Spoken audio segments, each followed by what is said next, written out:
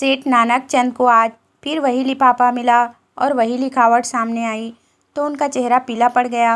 लिफाफा खोलते हुए हाथ और हृदय दोनों कांपने लगे। खत में क्या है यह उन्हें खूब मालूम था। इसी तरह के 2 खत पहले आ चुके थे। इस तीसरे खत में भी वही धमकियां हैं, इसमें उन्हें संदेह न था। पत्र हाथ में लिए हुए आकाश की ओर ताकने लगे। वह दिल के मजबूत आदमी थे। धमकियों से डरना उन्होंने न सीखा था। मुर्दों से भी अपनी रकम वसूल कर लेते थे। दया और या उपकार जैसी मानवीय दुर्बलताएं उन्हें छू भी नहीं गई थी। नहीं तो महाजन ही कैसे बनते।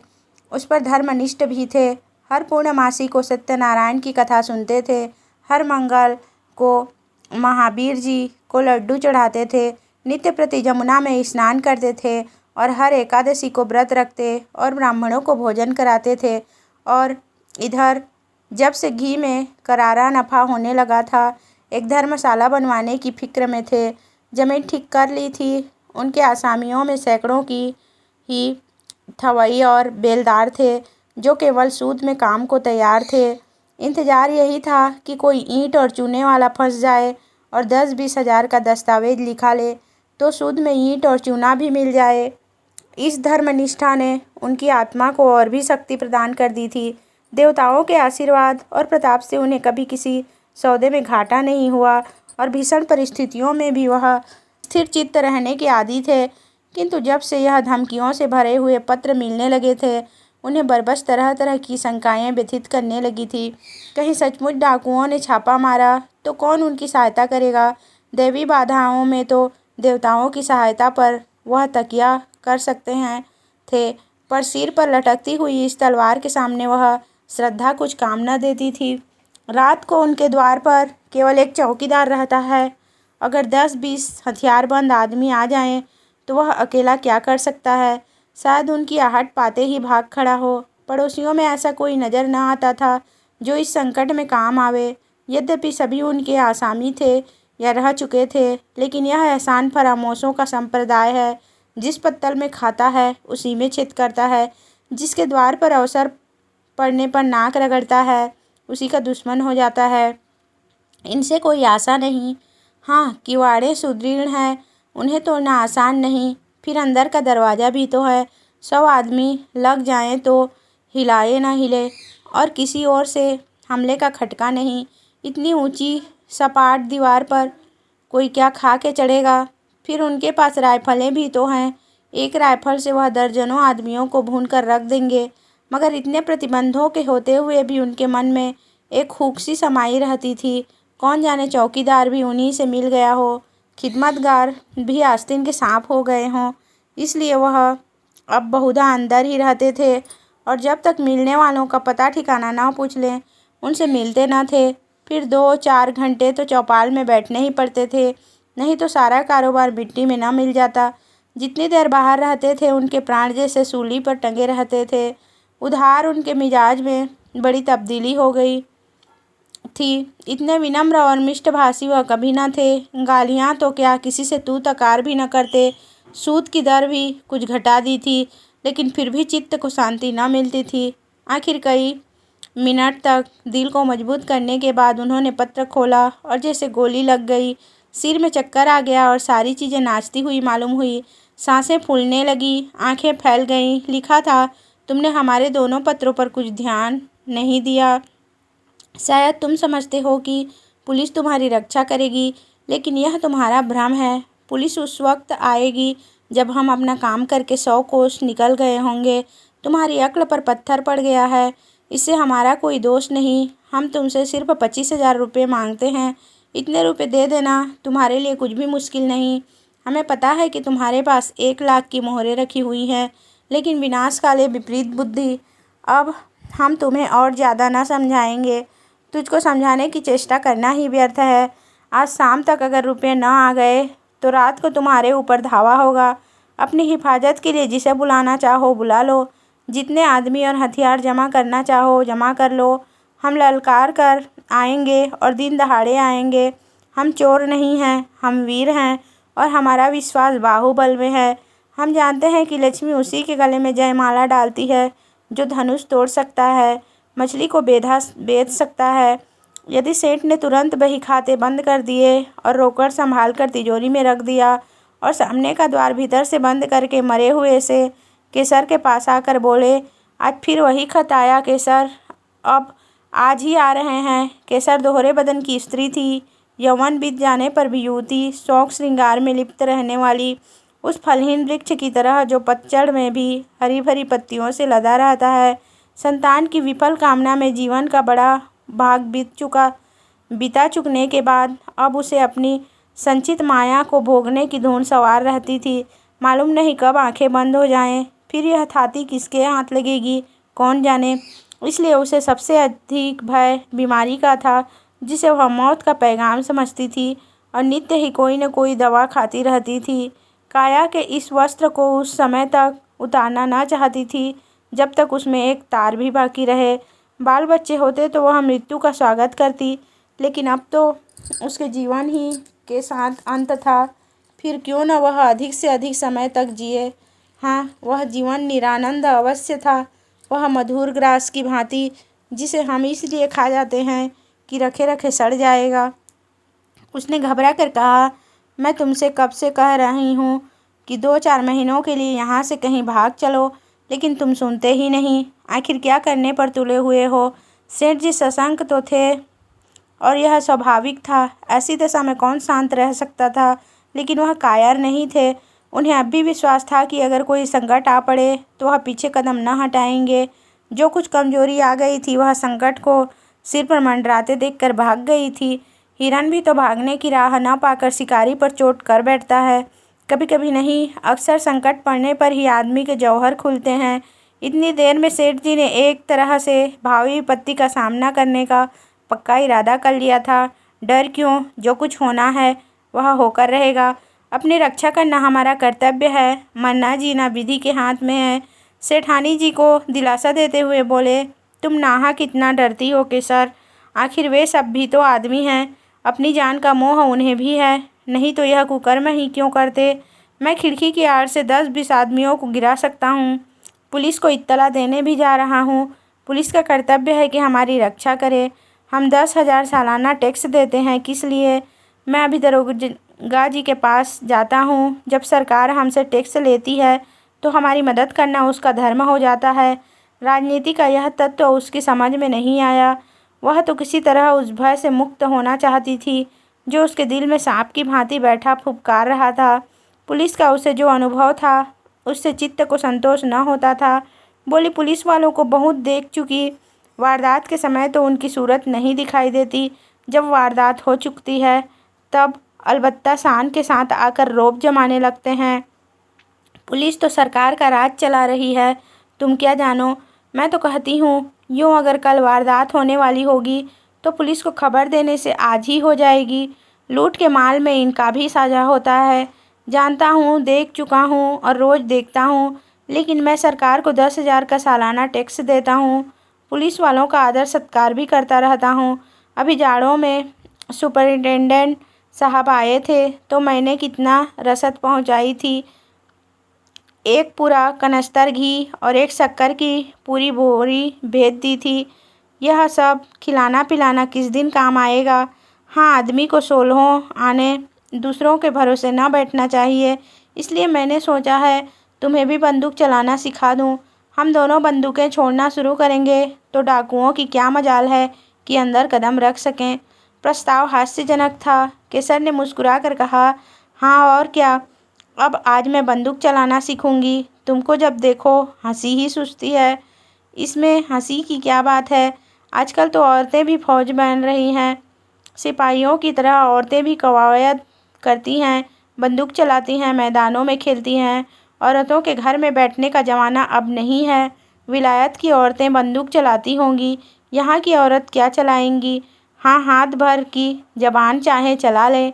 यहाँ की औरतों ने बहादुरी के जो जो काम किए हैं उनमें इतिहास के पन्ने भरे पड़े हैं। आज दुनिया उन वृत्तांतों को पढ़कर चकित हो जाती है। पुराने ज़माने की बातें छोड़ो, तब औरतें बहादुर रही होंगी। आज कौन बहादुरी कर रही है। वाह, अभी हजारों औरतें घर बार छोड़कर हंसते हंसते जेल चली गईं। यह बहादुरी नहीं थी, अभी पंजाब में हरनाथ कुंवर ने अकेले 4 सशस्त्र डाकुओं को गिरफ्तार किया और लाट साहब तक ने उसकी प्रशंसा की। क्या जाने वे कैसी औरत हैं, मैं तो डाकुओं को देखते ही चक्कर खाकर गिर पड़ूंगी। उसी वक्त नौकर ने आकर कहा, सरकार, थाने से 4 कांस्टेबल आए हैं, आपको बुला रहे हैं। सेठ जी प्रसन्न होकर बोले, थानेदार भी हैं? नहीं सरकार, अकेले कांस्टेबल हैं। थानेदार क्यों नहीं आया? यह कहते हुए सेठ जी ने पान खाया और बाहर निकले। सेठ जी को देखते ही चारों कांस्टेबलों ने झुककर सलाम किया, बिल्कुल अंग्रेजी कायदे से, मानो अपने किसी अफसर को सल्यूट कर रहे हों। सेठ जी ने उन्हें पर बैठाया और बोले, दरोगा जी का मिजाज तो अच्छा है, मैं तो उनके पास आने वाला था। चारों में से जो सबसे प्रौढ़ था, जिसकी आस्तीन पर कई बिल्ले लगे हुए थे, बोला, आप क्यों तकलीफ़ करते हैं? वह तो खुद ही आ रहे थे, पर एक बड़ी ज़रूरी तहकीकात आ गई, इससे रुक गए। कल आपसे मिलेंगे। जब से यहाँ डाकुओं की खबरें आई हैं, बेचारे बहुत घबराए हुए हैं। आपकी तरफ हमेशा उनका ध्यान रहता है। कई बार कह चुके हैं कि मुझे सबसे ज़्यादा फिक्र सेठ जी की है। गुमनाम खत तो आपके पास भी आए होंगे। सेठ जी ने लापरवाही दिखाकर कहा, अजी, ऐसी चिट्ठियाँ आती ही रहती हैं, इनकी कौन परवाह करता है। मेरे पास तो 3 खत आ चुके हैं, मैंने किसी से जिक्र भी नहीं किया। कांस्टेबल हंसा, दरोगा जी को खबर मिली थी? सच? हाँ साहब, रत्ती रत्ती खबर मिलती रहती है। यहाँ तक मालूम हुआ है कि कल आपके मकान पर धावा होने वाला है। अभी तो आज दरोगा जी ने मुझे आपकी खिदमत में भेजा, मगर वहाँ कैसे खबर पहुँची? मैंने तो किसी से नहीं कहा। कांस्टेबल ने रहस्यमय भाव से कहा, हुजूर यह ना पूछें, इलाके के सबसे बड़े सेठ के पास ऐसा खत आए और पुलिस को खबर ना हो, भला कोई बात है? फिर ऊपर से बराबर ताकीद आती रहती है कि सेठ जी को शिकायत का कोई मौका न दिया जाए। सुपरिटेंडेंट साहब की खास ताकीद है आपके लिए, और हुजूर, सरकार भी तो आप ही के बूते पर चलती है। सेठ साहूकारों के जान माल की हिफाजत ना करें तो रहें कहाँ? हमारे होते मजाल है कि कोई आपकी तरफ तिरछी आंखों से देख सके, मगर यह कमबख्त डाकू इतने दिलेर और तादाद में इतने ज़्यादा हैं कि थाने के बाहर उनके मुकाबला करना मुश्किल है। दरोगा जी गारद मंगाने की बात सोच रहे थे, मगर ये हत्यारे कहीं एक जगह तो रहते नहीं। आज यहाँ तो कल यहाँ से 200 कोस पर गारद मंगा कर ही क्या किया जाए। इलाके की रियाया की तो हमें ज़्यादा फिक्र नहीं, हुजूर मालिक हैं, आपसे क्या छिपाएं। किसके पास रखा है इतना माल असबाब? और अगर किसी के पास 200-400 की पूंजी निकल ही आई तो उसके लिए पुलिस डाकुओं के पीछे अपनी जान हथेली पर लिए न फिरेगी। उन्हें क्या, वह तो छूटते ही गोली चलाते हैं, और अक्सर छिपकर। हमारे लिए तो 1000 बंदिशें हैं, कोई बात बिगड़ जाए तो उल्टे अपनी ही जान आफत में फंस जाए। हमें तो ऐसे रास्ते चलना है कि सांप मरे और लाठी न टूटे। इसलिए दरोगा जी ने आपसे यह अर्ज करने को कहा है कि आपके पास जोखिम की जो चीज़ें हैं उन्हें लाकर सरकारी खजाने में जमा कर दीजिए। आपको उसकी रसीद दे दी जाएगी, ताला और मुहर आप ही की रहेगी। जब यह हंगामा ठंडा हो जाए तो मंगवा लीजिएगा, इससे आपको भी बेफिक्री हो जाएगी और हम भी जिम्मेदारी से बच जाएंगे। नहीं खुदा ना करे कोई वारदात हो जाए तो हुजूर को तो जो नुकसान हो वह तो हो ही, हमारे ऊपर भी जवाबदेही आ जाए। और यह जालिम सिर्फ माल असबाब लेकर ही तो जान नहीं छोड़ते, खून करते हैं, घर में आग लगा देते हैं, यहाँ तक कि औरतों की बेइज्जती भी करते हैं। हुजूर तो जानते हैं, होता है वही जो तकदीर में लिखा है। आप इकबाल वाले आदमी हैं, डाकू आपका कुछ नहीं बिगाड़ सकते। सारा कस्बा आपके लिए जान देने को तैयार है। आपका पूजा पाठ, धर्म कर्म खुदा खुद देख रहा है। यह उसी की बरकत है कि आप मिट्टी भी छू लें तो सोना हो जाए। लेकिन आदमी भरसक अपनी हिफाजत करता है।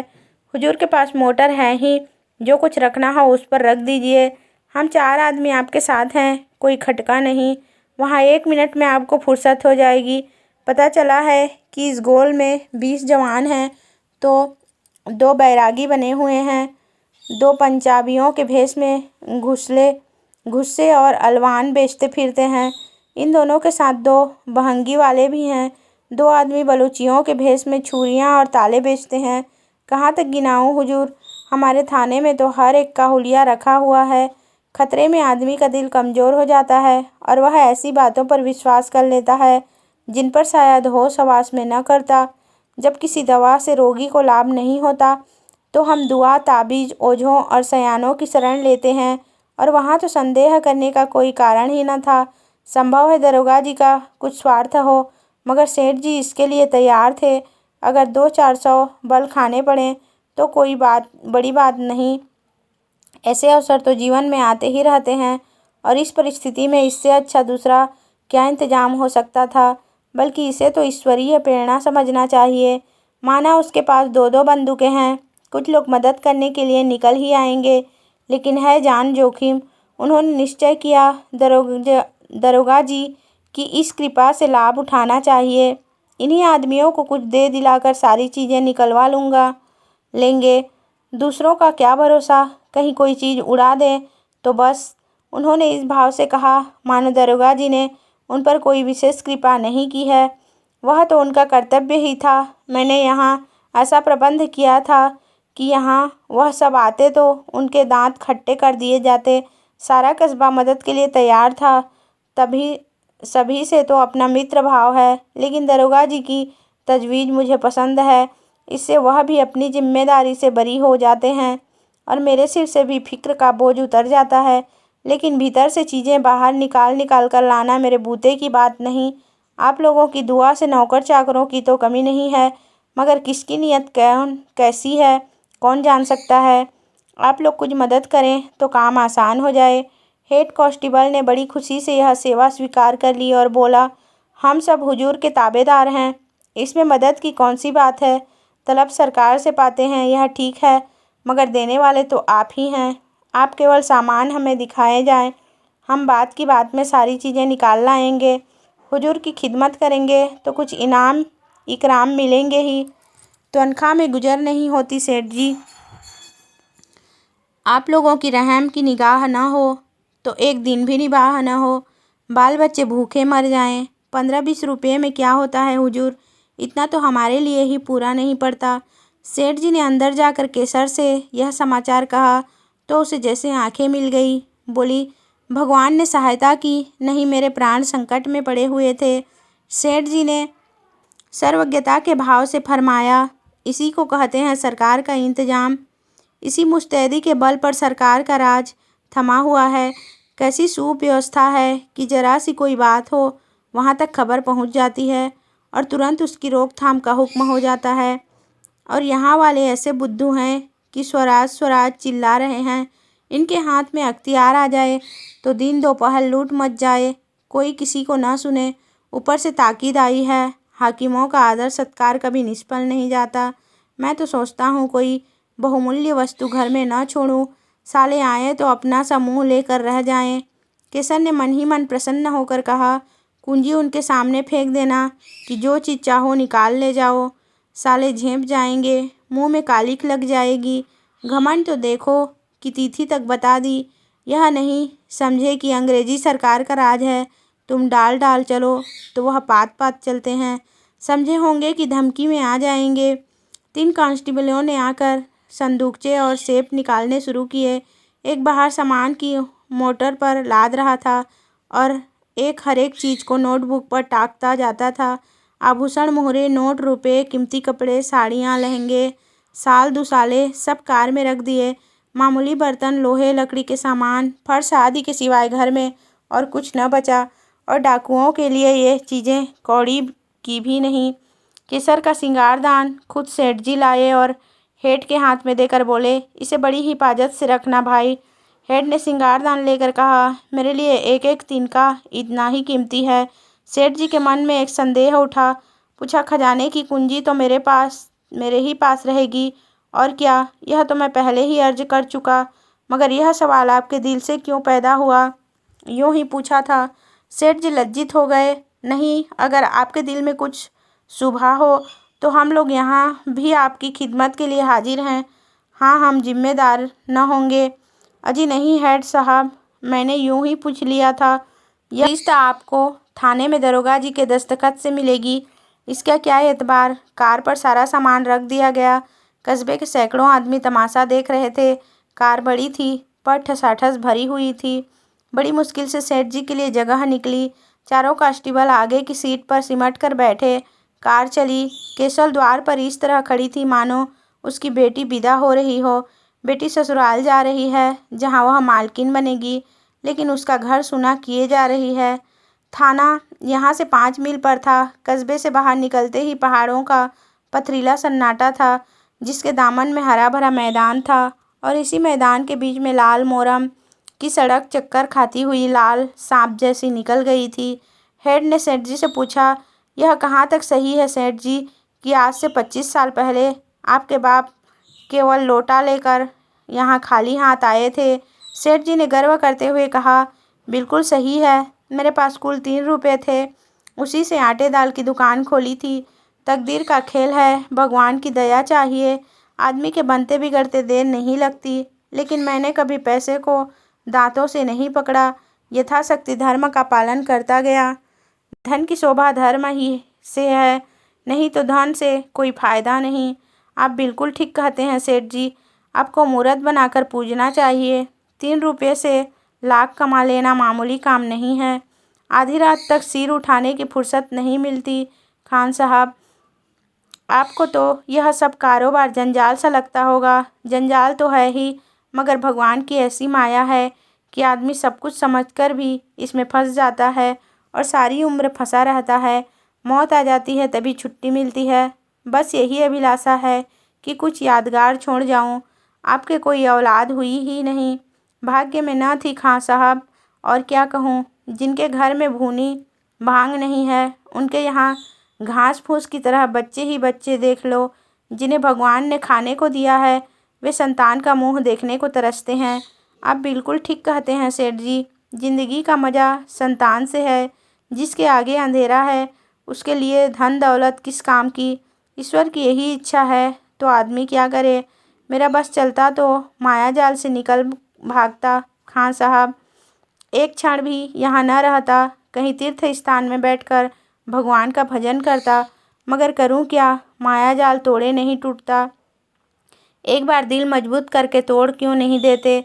सब उठाकर गरीबों में बांट दीजिए, साधु संतों को नहीं, न मोटे ब्राह्मणों को, बल्कि उनको जिनके लिए यह जिंदगी बोझ हो रही है, जिसकी यही एक आरजू है कि मौत आकर उनकी विपत्ति का अंत कर दे। इस मायाजाल को तोड़ना आदमी का काम नहीं है खां साहब। भगवान की इच्छा होती है तभी मन में वैराग्य आता है। आज भगवान ने आपके ऊपर दया की है।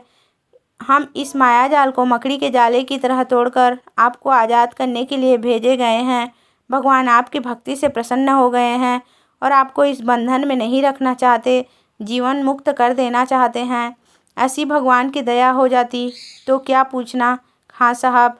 भगवान की ऐसी ही दया है सेठ जी, विश्वास मानिए। हमें इसलिए उन्होंने मृत्यु लोक में तैनात किया है। हम कितने ही माया जाल के कैदियों की बेड़ियां काट चुके हैं, आज आपकी बारी है। सेठ जी की नाड़ियों में जैसे रक्त का प्रवाह बंद हो गया। सहमी हुई आंखों से सिपाहियों को देखा, फिर बोले, आप बड़े हंसोड़े हैं खां साहब। हमारे जीवन का सिद्धांत है कि किसी को कष्ट मत दो, लेकिन ये रुपये वाले कुछ ऐसी औंधी खोपड़ी के लोग हैं जो उनका उद्धार करने आता है उसी के दुश्मन हो जाते हैं। हम आपकी बेड़ियां काटने आए हैं, लेकिन अगर आपसे कहें कि यह सब जमा जत्था और लता पता छोड़कर घर की राह लीजिए, तो आप चिखना चिल्लाना शुरू कर देंगे। हम लोग वही खुदाई फौजदार हैं जिनके इत्तलाई खत आपके पास पहुंच चुके हैं। सेठ जी मानो आकाश से पाताल में गिर पड़े। सारी ज्ञानेंद्रियों ने जवाब दे दिया और इसी मूर्छा की दशा में वह मोटर कार से नीचे धकेल दिए गए और गाड़ी चल पड़ी। सेठ जी की चेष्टा जाग पड़ी। बदहवास गाड़ी के पीछे दौड़े, हुजूर सरकार तबाह हो जाएंगे, दया कीजिए, घर में एक कौड़ी भी नहीं है।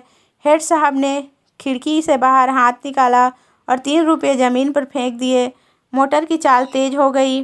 सेठ जी सिर पकड़कर बैठ गए और विक्षिप्त नेत्रों से मोटर कार को देखा, जैसे कोई स्वर्गारोही प्राण को देखे। उनके जीवन का स्वप्न उड़ा जला जा रहा था।